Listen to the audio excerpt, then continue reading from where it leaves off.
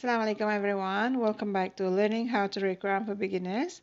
Today we are going to learn how to read Nun Sakeenah or Tanween when followed by Ra. Because Tanween and Nun Sakeenah have the same sound, the rule for both are the same.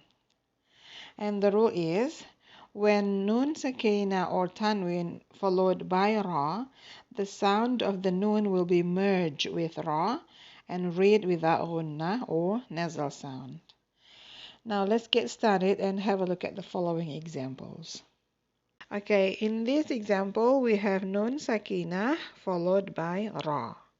As the rule says, the Nun sound will be merged into Ra and will be read without Gunnah. So we are going to read this word Marra'a, Marra'a.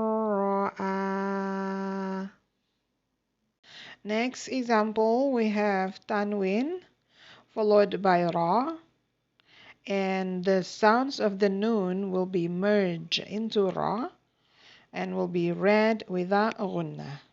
So we are going to read this. خافضة رافعة. One more time.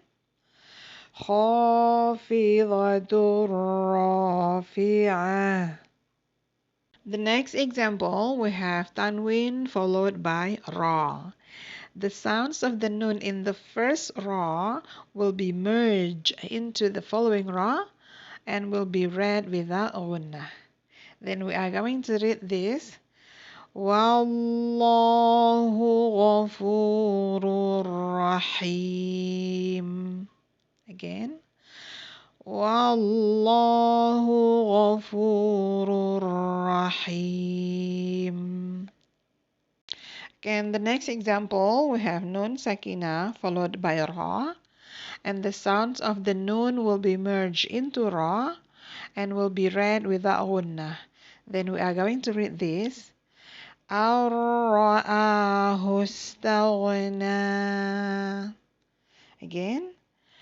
Ar-ra'ahu istaghna.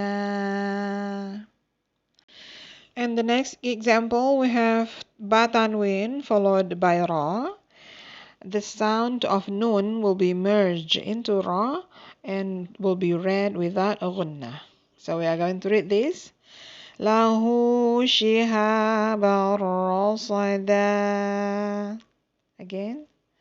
Lahu shihaban rasada. And the last one, we have Tanween followed by Ra. And the sound of Nun will be merged into Ra and will be read without Gunnah. So we are going to read this.